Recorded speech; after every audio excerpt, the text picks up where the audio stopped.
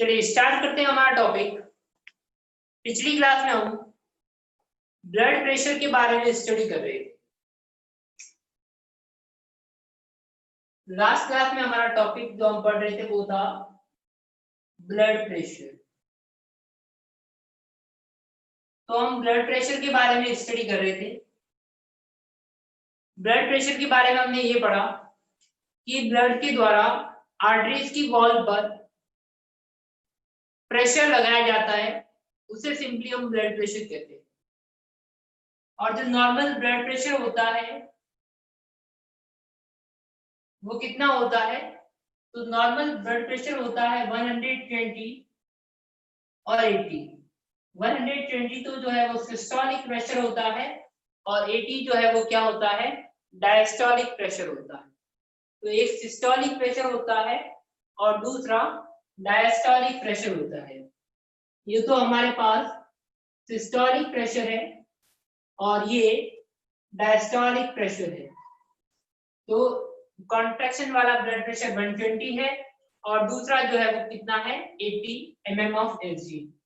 ठीक है, ये जो है वो हमारे पास में क्या है? नॉर्मल ब्लड प्रेशर है। ये चीज हमने पढ़ी थी। उसके बाद हमने ब्लड प्रेशर को मेजर करने का जो इंस्ट्रूमेंट है वो कौन सा है? Sphygmo manometer. ये जो इंस्ट्रूमेंट है इसकी सहायता से हम जो है वो ब्लड प्रेशर मेजर कर सकते हैं। आपने देखा होगा एक सिंपल सा बॉक्स बना हुआ होता है, उसके अंदर वहां पर एक जो है वो रबर का कवरिंग होती है, उसको हम यहाँ पर बांधते हैं अपर आर्म पर। ठीक है, और उसके बाद क्या करते हैं? तो हम ब्लड प्रेशर चेक करते हैं। कैसे? तो वो जो मेन बॉक्स होता है उसमें एक ट्यूब होती है, कैपिलरी ट्यूब, और उस कैपिलरी ट्यूब में एक लिक्विड होता है जिसको हम बोलते हैं मरकरी। उसमें कौन सा लिक्विड होता है? मरकरी लिक्विड होता है। आपको पता है ये मरकरी एक ऐसा मेटल है जो नॉर्मल टेम्परेचर यानी कि रूम टेम्परेचर पर भी ये क्या है? लिक्विड कंडीशन में रहता है। तो मरकरी लिक्विड मेटल है रूम टेम्परेचर पर, ये बात आपको ध्यान में रखनी है। और मरकरी जो है वही इसमें होता है। ठीक है, फिर जब वो हम अपर आर्म पर जो बांधते हैं उसके बाद में हम उसमें क्या करते हैं? उसको प्रेस करते हैं। ठीक है, तो उसके बाद प्रेस करते हैं तो वो जो लिक्विड है वो ऊपर की तरफ वो मूव करता है।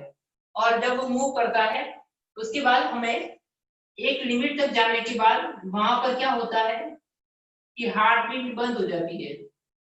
हार्ट बीट सुनाई देना बंद हो जाती है, बंद नहीं होती है, सुनाई देना बंद हो जाती है। ठीक है, और हार्ट बीट जिस जगह पर सुनाई देना बंद होती है वो हमारे पास हुआ सिस्टोलिक प्रेशर। फिर से जब हम उसको रिलीज करते हैं, रिलीज करने के बाद जब वो डाउन आता है, और डाउन जब आता है और जहां पर हमें हार्ट साउंड सुनाई देता है वो कौन सा प्रेशर हुआ? डायस्टोलिक प्रेशर हुआ। इन दो पॉइंट्स को हम ध्यान में रखा जाता है और इससे ब्लड प्रेशर मेजर किया जाता है। अभी तो इलेक्ट्रॉनिक ब्लड प्रेशर मेजर करने के आ गए हैं, सिंपल सा वो कवर बांध दिया जाता है अपर आर्म के और वो मशीन अपने आप बताता है कि सिस्टोलिक प्रेशर कितना है और डायस्टोलिक प्रेशर कितना है। लेकिन ये जो है वो ये पहले ऐसे इंस्ट्रूमेंट यूज करते हैं, अभी भी कुछ लोग करते हैं इसको यूज। इसमें क्या होता है, हम सिंपल सा प्रेस करते हैं, जहां पर हार्ट बीट बंद हो जाती है, मतलब हमें सुनाई देना बंद होती है, उस पॉइंट को हम नोट करते हैं और वो पॉइंट कौन सा होता है? सिस्टोलिक प्रेशर होता है। फिर हम उसको रिलीज करते हैं, वो लिक्विड जो है वो डाउन की तरफ आता है और जहां पर फिर से हमें सुनाई देती है साउंड, हार्ट साउंड, वो हमारे पास कौन सा हो गया? Diastolic pressure. तो इस तरह से ब्लड प्रेशर को मेजर किया जाता है। ये आपको ध्यान रखना है। सिस्टोलिक प्रेशर जहां पर हार्ट साउंड बंद हो रहा है, अपर पॉइंट जहां पर हार्ट साउंड बंद हो रहा है वो सिस्टोलिक प्रेशर हो गया, और जहां पर फिर से सुनाई दे रहा है वो क्या हो गया? Diastolic pressure. तो इस तरह से हम ब्लड प्रेशर को मेजर करते हैं। उसके बाद में दो कंडीशन बताई, एक तो है हाइपोटेंशन और दूसरा है हमारे पास में हाइपरटेंशन। दो कंडीशन है हमारे पास में, हाइपोटेंशन और दूसरा क्या है? हाइपरटेंशन। हाइपोटेंशन का मतलब क्या होता है? तो जब ब्लड प्रेशर जो है, हाइपोटेंशन क्या है? तो जब ब्लड प्रेशर नॉर्मल से कम हो जाता है तो उसे हम क्या कहते हैं? हाइपोटेंशन कहते हैं।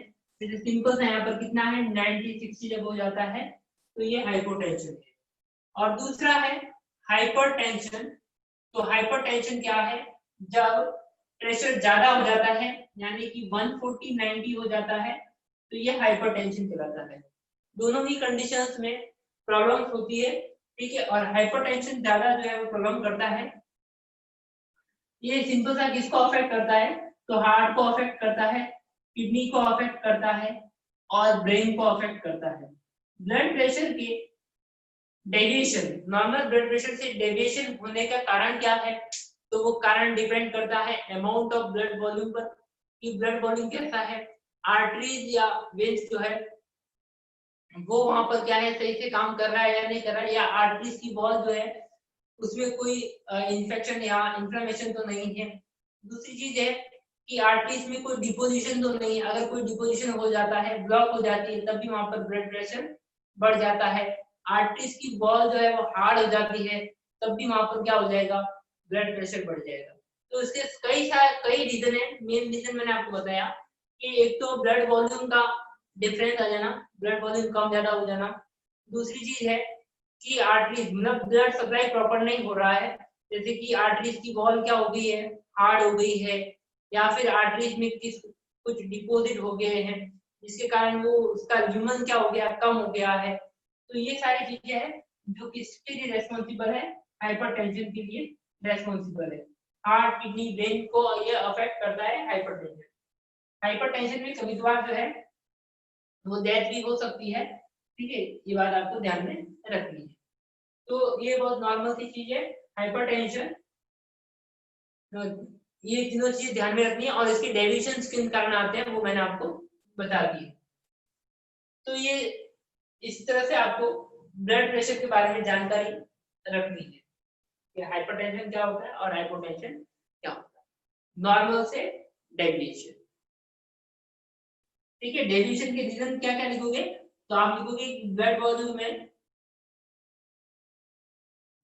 में डिफरेंस आ जाना, हार्डनिंग ऑफ आर्टरीज,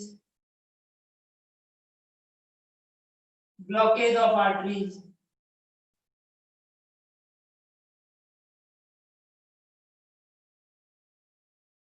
इसके अलावा और हार्मोनल चीज देखें तो एडीएच या वैसोप्रेसिन हार्मोन होता है। कौन सा?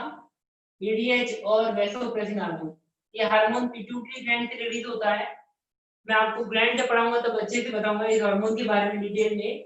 एडीएच या वैसोप्रेसिन हार्मोन जो होता है ये भी किसके लिए रेस्पॉन्सिबल है? तो इंक्रीज इन ब्लड प्रेशर की रेस्पॉन्सिबल है। तो हार्मोनल फैक्टर कौन सा काम करता है? एडीएच और वैसोप्रेसिन, ये भी किसके लिए रेस्पॉन्सिबल है? ब्लड प्रेशर को इंक्रीज करने के लिए रेस्पॉन्सिबल है। इसके अलावा एज भी एक फैक्टर हो जाता है ब्लड प्रेशर के लिए, ठीक है। तो ये सारे कारण लिख लीजिए, उसके बाद हम आगे चलते हैं।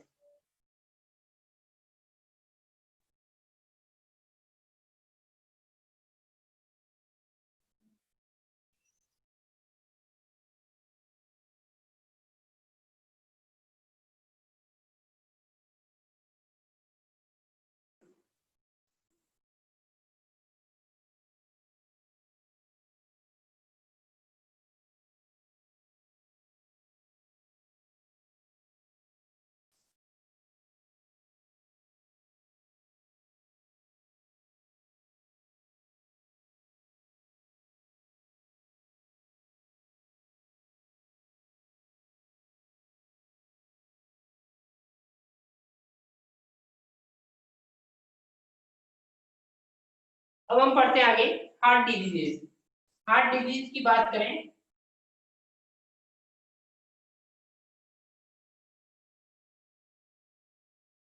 हार्ट डिजीज की हम बात करते हैं। हार्ट डिजीज की हम सबसे पहले बात करते हैं एट्रियोस्क्लेरोसिस। एट्रियोस्क्लेरोसिस क्या होता है? तो हम कहेंगे हार्डनिंग ऑफ आर्टरीज। एट्रियोस्क्लेरोसिस क्या है? हार्डनिंग ऑफ आर्टरीज क्या कहलाता है? एट्रियोस्क्लेरोसिस कहलाता है। दूसरा है एथ्रोस्क्लेरोसिस। ये क्या है? तो हम कहेंगे डिपोजिशन ऑफ फैट, कैल्शियम, है ना, कोलेस्ट्रॉल, इनके डिपोजिशन से क्या होता है? तो आर्टरी क्या हो जाती है? ब्लॉक हो जाती है। ये हमारे पास क्या है? एथेरोस्क्लेरोसिस। ठीक है ना, ये बात आपको ध्यान देखो, दोनों ही पॉइंट एक जैसे हैं, है ना। स्पेलिंग जो है वो लगभग क्या है? सिमिलर है, इसलिए ये सबसे कंफ्यूजिंग वाला पॉइंट हो जाएगा हमारे कंपटीशन में।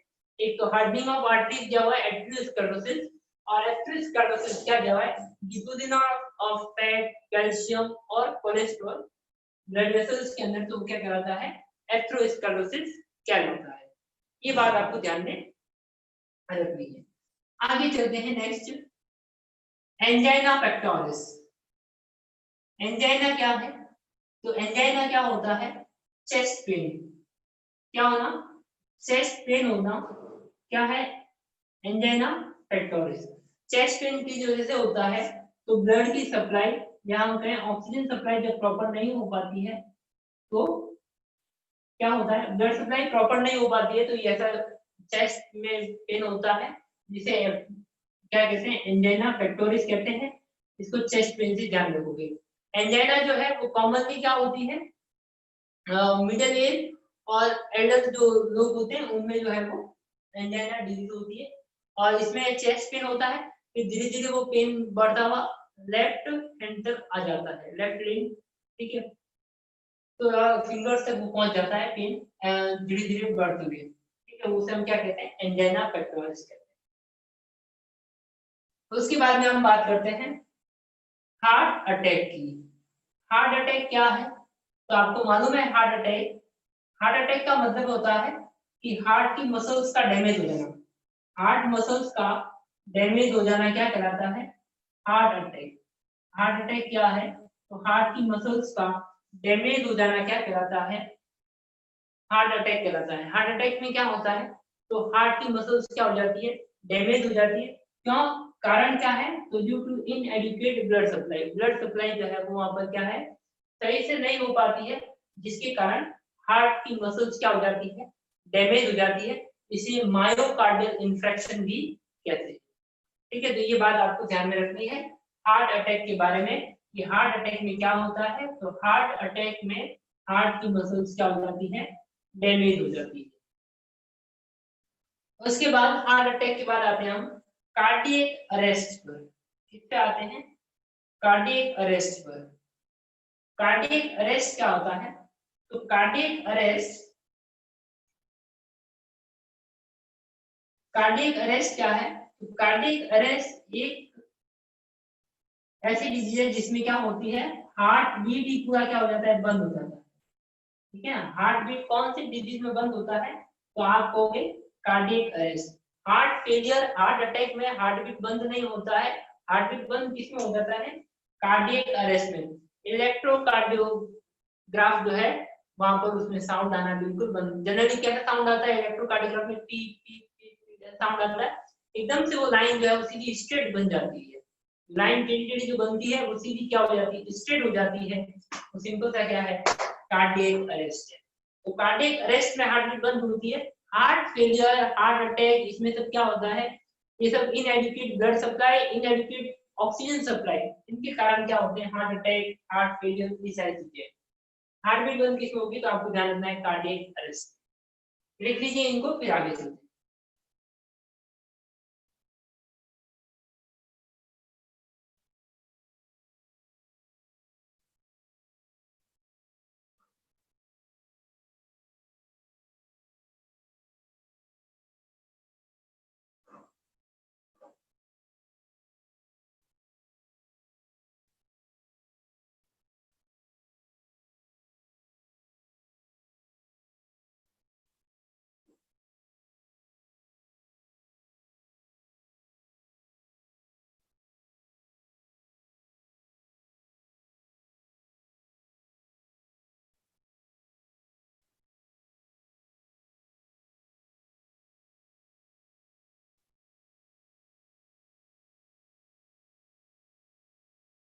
चलिए।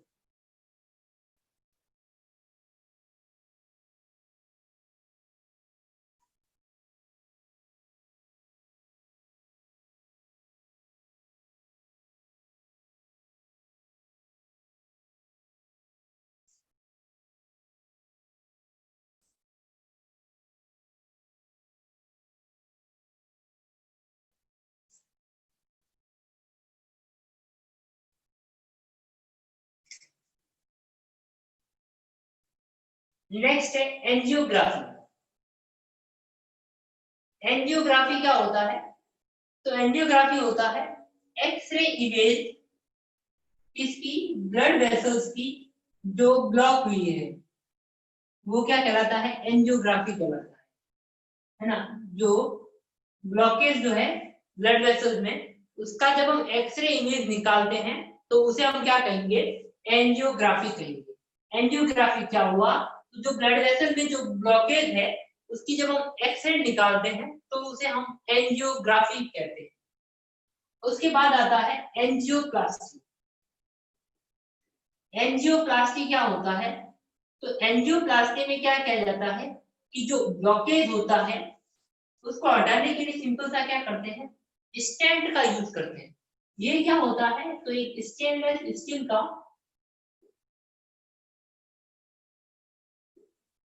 स्टेनलेस स्टील जो है वो ये यहाँ पर मतलब इंस्ट्रूमेंट होता है स्टेनलेस स्टील।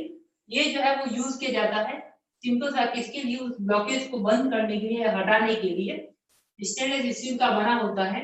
और ये जो स्टैंड जो होता है वो किसकी तरह होता है? तो स्प्रिंग कॉइल की तरह होता है। और इसको कैथेटर कैथेटर होता है प्लास्टिक ट्यूब। तो कैथेटर की मदद से उस ब्लॉकेज वाया उस आर्टरी में डाला जाता है। ठीक है, तो ये है एंजियोप्लास्टी। ये यहाँ पर एक्सरे इमेज निकालते हैं फिर स्टेंट की मदद से उसको वहां से हटाते हैं। फिर एक आता है बाईपास सर्जरी। बाईपास सर्जरी क्या होती है? तो बाईपास सर्जरी में आपको पता है कि जो ब्लॉकेज होता है उसको वहां से हटाने के लिए या उसको रिमूव करने के लिए, उसका ब्लड प्रॉपर सप्लाई हो जाए उसके लिए क्या करते हैं? तो कोई दूसरी आर्टरी होती है उसको सर्जिकली क्या करते हैं? जोड़ते हैं। बाईपास सर्जरी वहां पर की जाती है। जैसे कि नॉर्मल ये आर्टरी जा रहा है, यहाँ पर कोई ब्लॉकेज है, हम जो है वो इसको यहाँ से कनेक्ट कर देते हैं, ये बीच वाला पोर्शन ऐसे रह जाता है। तो दूसरी आर्टरी हम लेते हैं हमारी बॉडी से, किसी भी पार्ट से हम आर्टरी निकालते हैं। जैसे जनरली लेग की जो आर्टरी होती है वहां से निकल जाती है और उसके बाद में वो जो है जहाँ पर ब्लॉकेज है उस जगह पर वो यूज की जाती है। तो इसे हम सिंपली क्या कहते हैं? बाईपास सर्जरी कहते हैं। फिर है हमारे पास हार्ट ट्रांसप्लांट। हार्ट को भी ट्रांसप्लांट किया जाता है ना। कोई डोनर होता है हार्ट देने वाला तो उससे हार्ट लिया जाता है। ठीक है, जब डेथ हो जाती है तो, और उसके बाद में फिर कुछ ही आवर्स में उसको ट्रांसपोर्ट किया जाता है। हार्ट ट्रांसफर करने के बाद जो है वो थोड़े समय तक वो जिंदा रह सकता है पर्सन। थोड़े समय का मतलब 5 to 6 ईयर्स तक वो चल सकता है उसका काम। तो हार्ट ट्रांसप्लांट किया जा सकता है कुछ आवर्स के बीच में वहां पर हार्ट ट्रांसफर किया जा सकता है और वो कुछ समय तक मतलब 5 to 6 ईयर तक तो नॉर्मल चल सकता है हार्ट ट्रांसप्लांट के बाद। ठीक है, ये चीजें आपको ध्यान में रखनी है। ये यहाँ पर क्या हो गया? फाइनल ट्रीटमेंट हो गया हार्ट ट्रांसप्लांट। तो इस तरह से सभी की ट्रीटमेंट भी है। और हम जो है वो ये जो ब्लॉकेज वगैरह जो है ये बहुत कॉमन होते हैं, जैसे हार्ट अटैक है, ये ब्लॉकेज जो होते हैं ये सबसे कॉमन है। और हाइपरटेंशन नॉर्मल हर किसी में हो सकते हैं।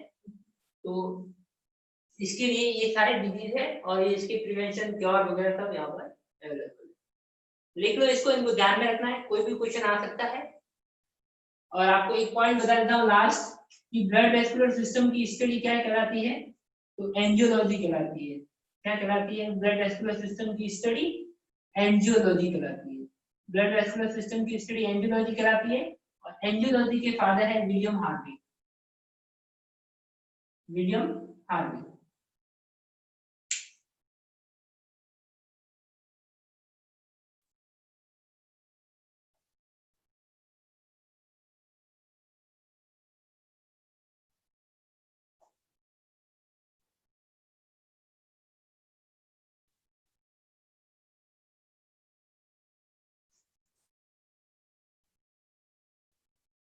ये हार्ट डिजीज थी। उसके बाद में आगे चलते हैं और अब पढ़ते हैं लिम्फेटिक सिस्टम। नेक्स्ट सिस्टम है हमारे पास लिम्फेटिक सिस्टम। देखो ब्लड वेस्कुलर सिस्टम में हमने क्या क्या पढ़ा? ब्लड क्या होता है, ब्लड के कौन कौन से कंपोनेंट्स हैं। उसके बाद में हमने पढ़ा हार्ट का स्ट्रक्चर। हार्ट का स्ट्रक्चर पढ़ने के बाद हमने पढ़ा cardiac cycle, single circulation, double circulation, stroke volume, cardiac output, cardiac cycle, electrocardiogram. उसके बाद हमने यहाँ पर हार्ट डिजीज के बारे में देखा। हार्ट डिजीज वगैरह जो है इनके बारे में जितना पढ़ो उतना कम है, लेकिन एक एक दो दो पॉइंट सभी के बारे में आपको ध्यान में रखना, ठीक है। अब उसके बाद में है लिम्फेटिक सिस्टम। लिम्फेटिक सिस्टम की बात करें तो ये किससे जुड़ा है? ये सिस्टम लिम्फ से जुड़ा है। लिम्फ क्या है? तो एक टाइप का बॉडी फ्लूइड है, मैंने आपको बताया था। और ये भी क्या है? एक कनेक्टिव टिश्यू है। जैसे ब्लड एक कनेक्टिव टिश्यू है, वैसे ये भी क्या है? कनेक्टिव टिश्यू है। और ये कैसा कनेक्टिव टिश्यू है? तो ये कलरलेस कनेक्टिव टिश्यू है। ये लिम्फ जिन वेसल्स में बहता है उन वेसल्स को हम क्या कहते हैं?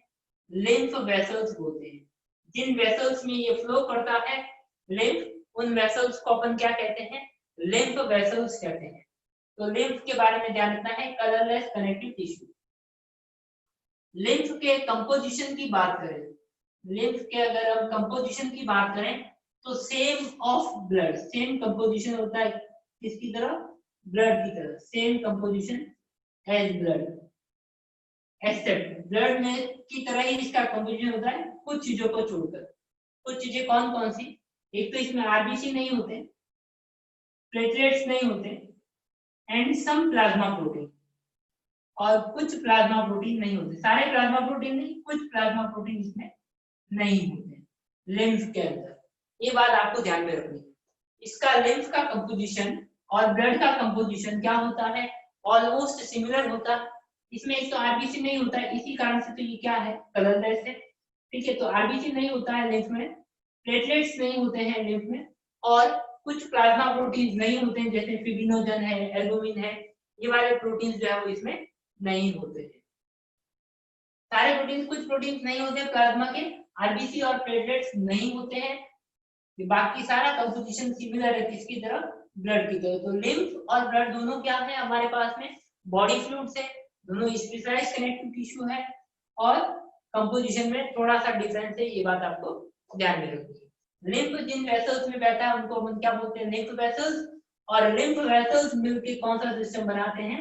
तो हम कहेंगे लिम्फ वेसल्स मिलके सिस्टम बनाते हैं, जिसको अपन क्या कहेंगे? Lymphatic system. इसके बाद में एक पॉइंट पढ़ते हैं कि ये लिम्फ करता क्या है।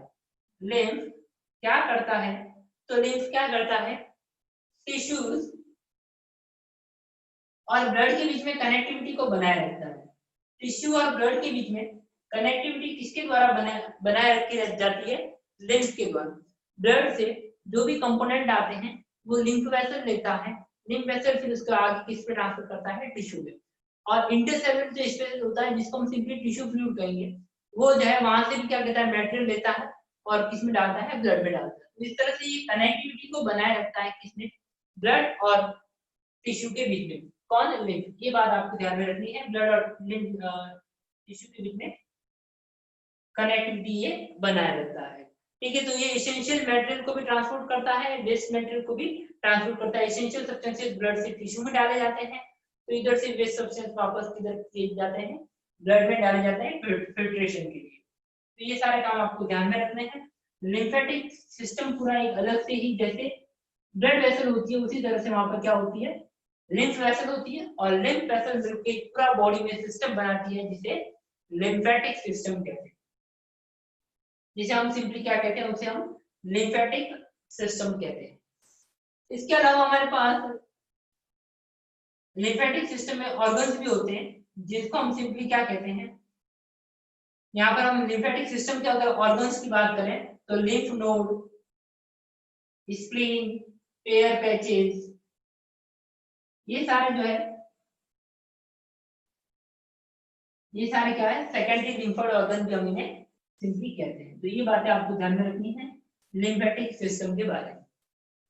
लिख लीजिए इसको, ये लिम्फेटिक सिस्टम खत्म हुआ।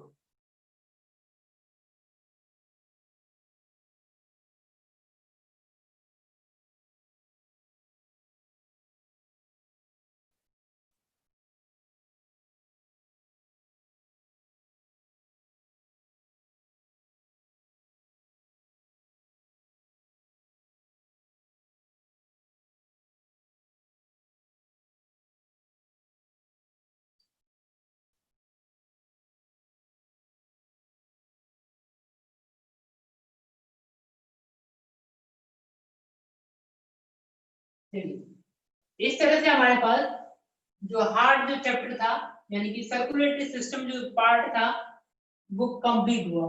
सर्कुलेटरी सिस्टम के डिसऑर्डर्स भी हमने यहाँ पर स्टडी किए, लिम्फेटिक सिस्टम भी पढ़ा, तो सारे पॉइंट्स हमने सर्कुलेटरी सिस्टम चैप्टर के यहाँ पर कंप्लीट कर दिए। तो इस तरह से अब इस चैप्टर का लास्ट पोर्शन बाकी है। इसका लास्ट पोर्शन बाकी है और लास्ट पोर्शन है हमारे पास में रेस्पिरेटरी डिसऑर्डर्स। इस चैप्टर के का लास्ट पार्ट बाकी है रेस्पिरेटरी डिसऑर्डर्स। मैंने आपको बताया था कि मैंने एक पॉइंट जो है वो छोड़ा है, वो कौन सा है, रेस्पिरेटरी डिसऑर्डर्स। तो मैंने कहा था कि सर्कुलेटरी सिस्टम की हम डिसऑर्डर्स पढ़ लेंगे, तो इसके बाद हम ये भी पढ़ लेंगे। तो चलिए रेस्पिरेटरी डिसऑर्डर्स को हम यहाँ पर स्टडी करते हैं। रेस्पिरेटरी डिसऑर्डर्स की हम बात करें तो हमारे पास सबसे पहला डिसऑर्डर लेते हैं निमोनिया। निमोनिया क्या है, तो देखो निमोनिया जो है, निमोनिया और कॉमन कोल्ड इन दोनों में डिफरेंस होता है।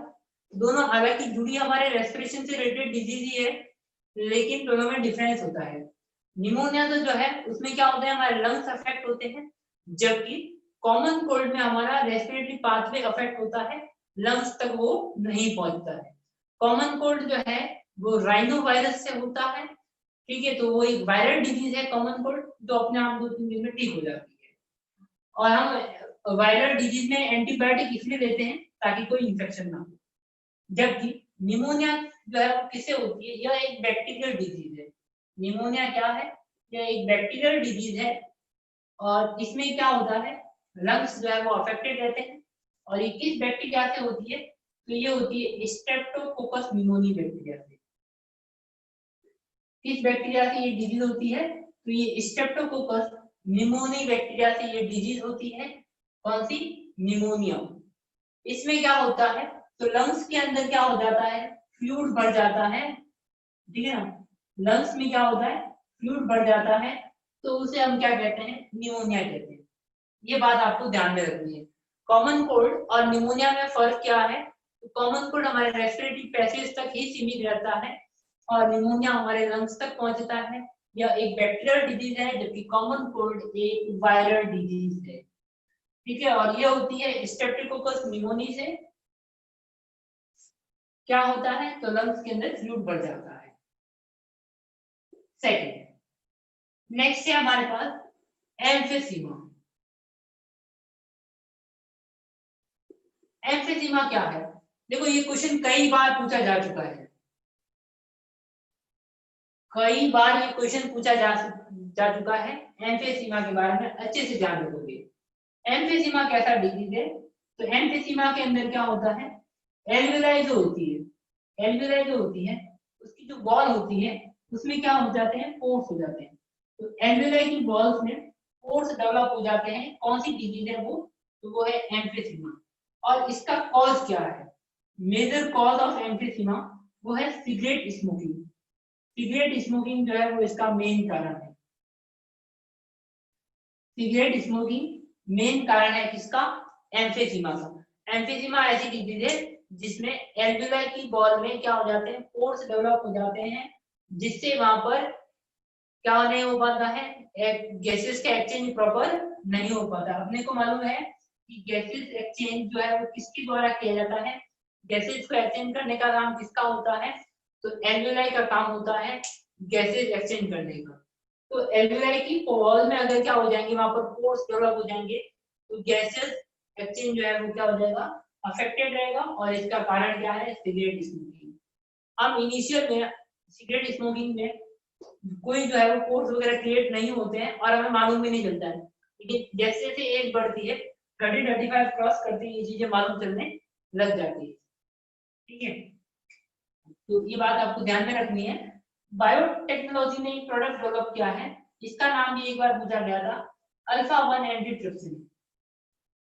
आपको ध्यान रखना है, is used to treat emphysema, ठीक है। ये बायोटेक्नोलॉजी के द्वारा प्रोडक्ट तैयार किया गया है। किसने तैयार किया इस प्रोडक्ट को, बायोटेक्नोलॉजी ने, ठीक है ना, ये बात आप ध्यान रखोगे, इसका भी क्वेश्चन पूछा जा चुका है। बायोटेक्नोलॉजी ने प्रोडक्ट तैयार किया है, कौन सा, alpha one antitrypsin is used to treat emphysema. ठीक है, एम्फीसीमा को ट्रीट करने के लिए अल्फा 1 एंटीट्रिप्सिन का यूज किया जाता है। ये प्रोडक्ट किसके द्वारा तैयार किया गया है? ये बायोटेक्नोलॉजी के द्वारा ये प्रोडक्ट तैयार किया गया है। लिख लो, फिर आगे चलते हैं।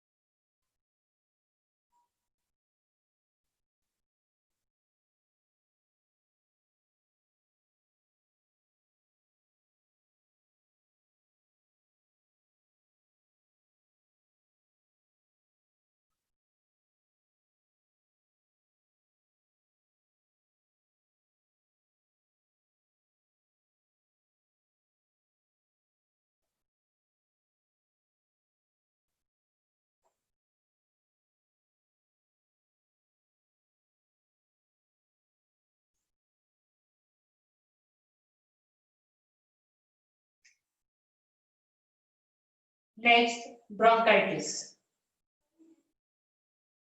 ब्रोंकाइटिस, देखो जहां भी आइटिस लगता है ना, उसका सिंपल सा मतलब क्या होता है? इन्फ्लामेशन होता है।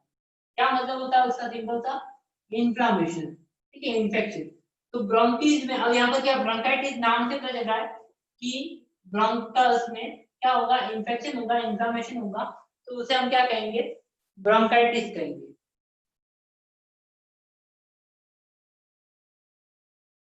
ब्रोंकाइटिस हम किसे कहेंगे? तो इन्फ्लामेशन होगा किसमें? ब्रोंकस में, तो वो हमें क्या कहलाएगा? वहां पर ब्रोंकाइटिस कहलाएगा। इन्फ्लेमेशन, इन्फेक्शन किस कारण से हो सकता है? इन्फ्लेमेशन, वॉल जो है यहाँ पर क्या हो रही है? ब्रोंकस की जो वॉल होती है वो यहाँ पर क्या हो रही है? डैमेज हो रही है। किस कारण से हो सकती है? तो किसी भी इन्फेक्शन के कारण या किसी फॉरेन पार्टिकल के कारण इस तरह से ब्रोंकस में इन्फेक्शन हो सकता है। उसे सिंपली हम क्या कहते हैं? ब्रोंकाइटिस कहते हैं। ब्रोंकाइटिस के बाद आगे चलते हैं, ठीक है ना। ये देखो, जब भी आपको आइटिस जब भी आएगा दिखेगा, है ना, कहीं भी जाए, हम किडनी की डिसऑर्डर्स पड़े, आइटिस जहां पर भी आता है वो किससे सीधा लिंक होता है? इन्फ्लेमेशन से उसका लिंक होता है। उसके बाद आते हैं अस्थमा पर। अस्थमा में क्या होता है? आपने देखा होगा कि कुछ लोग एलर्जी, कुछ लोगों को बहुत सारी पार्टिकल्स से क्या होती है? एलर्जी होती है, ठीक है। तो फॉरेन पार्टिकल्स से क्या होती है? ज्यादा एलर्जी होती है, या कोई भी डस्ट पार्टिकल, फॉरेन पार्टिकल्स जब एंटर करता है तो उसके लिए फिर जो है वहां पर क्या करता है?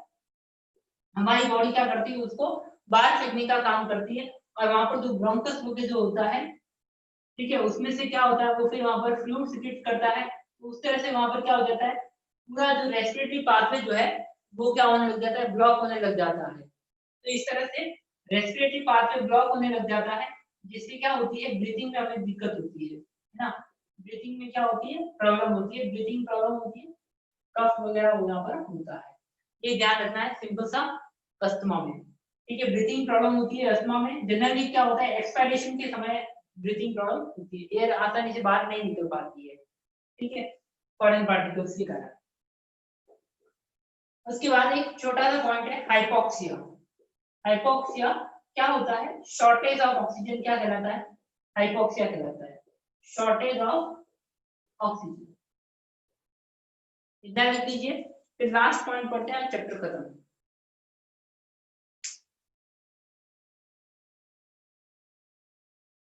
Hypoxia, shortage of oxygen.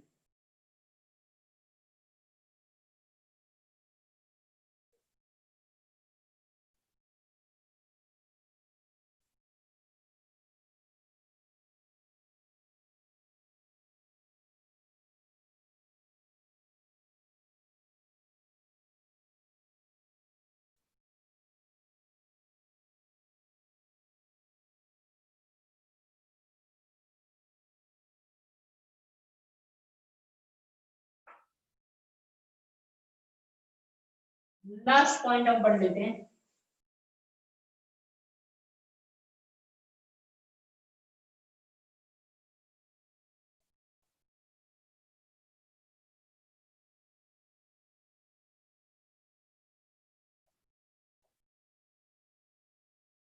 Occupational lung disorder.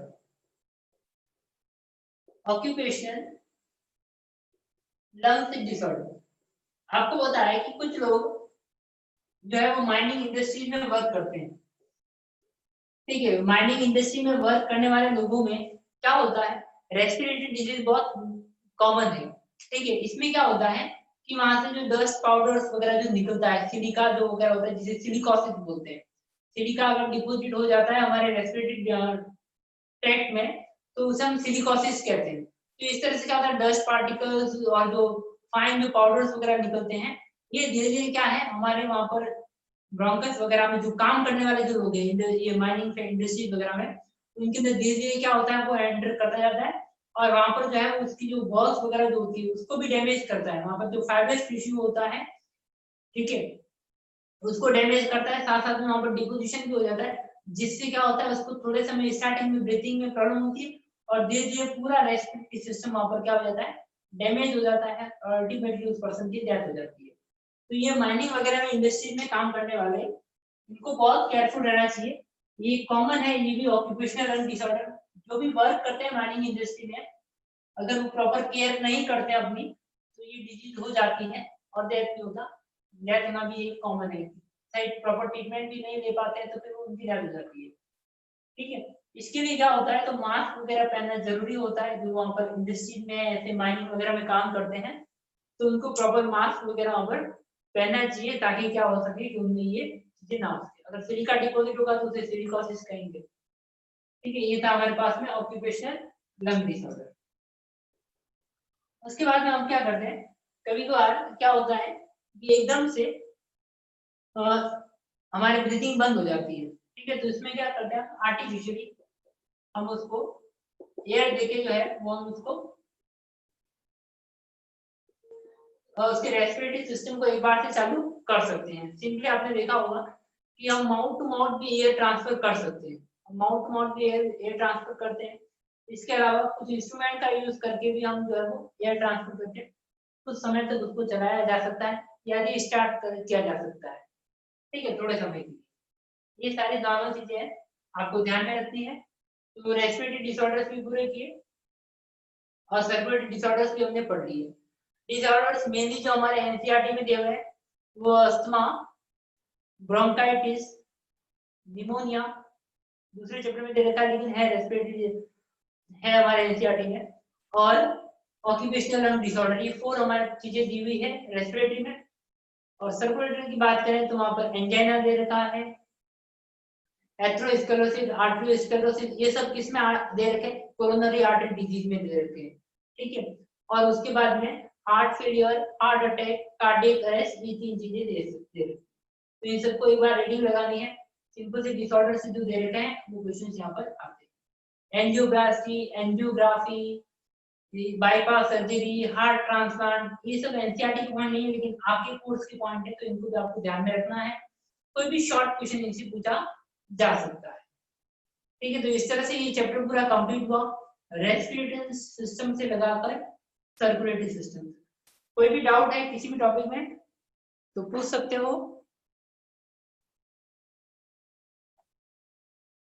जो भी मेजर टॉपिक्स थे इसके जहां से क्वेश्चन आने लायक है, बहुत ज्यादा संभावनाएं थी, उन टॉपिक को ज्यादा समय लेकर अच्छे से डायग्राम टू डायग्राम, जहां पर जितना पॉसिबल डायग्राम थे उतने पॉसिबल डायग्राम भी बनाए और अच्छे से हमने डिटेल में पढ़ा है। जैसे कि सबसे पहला हमारा टॉपिक था बड़ा respiratory system, human respiratory system. तो ह्यूमन रेस्पिरेटरी सिस्टम का डायग्राम बनाया तो उससे समझा। उसके बाद में बड़ा टॉपिक था मैकेनिज्म ऑफ रेस्पिरेशन, जिसमें इंस्पिरेशन एक्सपिरेशन, फिर उसके बाद में रेस्पिरेटरी वॉल्यूम्स। ये सारे क्वेश्चंस के मेन पॉइंट्स थे। आपके रेस्पिरेशन में 3 पॉइंट हो गए मेन, तो ह्यूमन रेस्पिरेटरी सिस्टम का डायग्राम, उसके क्या क्या काम। दूसरा हमारे पॉइंट पास को कौन सा हुआ था, तो mechanism of respiration, pulmonary volumes, exchange of gases and transport of gases. ये 5 टॉपिक्स को हमने अच्छे से डिटेल में पढ़ा है एक ही पॉइंट को समय लेकर। उसी तरह से सर्कुलेटरी सिस्टम में आपके मेन पॉइंट्स कौन से हैं, तो ब्लड के कंपोनेंट्स के बारे में बहुत पूछा जाता है क्वेश्चन। उसके बाद हार्ट का स्ट्रक्चर डिटेल में पढ़ा है हमने, और हार्ट के स्ट्रक्चर के बाद में कार्डियक साइकिल, ईसीजी, ये डायरेक्ट क्वेश्चन है। ईसीजी का डिस्क्रिप्शन करो, कार्डियक साइकिल को डिस्क्राइब करो, हार्ट की इंटरनल स्ट्रक्चर को समझाओ, एक्सटर्नल स्ट्रक्चर को समझाओ। ये जो है वो क्या है, बड़े क्वेश्चन है और कॉमन क्वेश्चन है। तो इस तरह से आपको प्रिपरेशन करना है। कोई भी डाउट हो किसी भी समय तो आप पूछ सकते हो, ठीक है ना। जो भी आपके हेल्पलाइन से है या न्यूक्लियर की किसी भी जरूरत है आप पूछ सकते हो, ठीक है ना। अभी आप जैसे डाउट है या अभी नहीं पढ़ा है इस चैप्टर को, रीडिंग लगा लेना एक बार, जितना पॉसिबल है हमने जो पढ़ा है उतना जल्दी ही रीडिंग लगाना है उसको, ताकि दिमाग में रहे। और बाद में भी इस चैप्टर से कोई भी डाउट है कभी भी तो पूछ सकते हो, जिस तरीके से आपके पूछने का वे है उसमें तो बता दिया जाएगा आपको आंसर।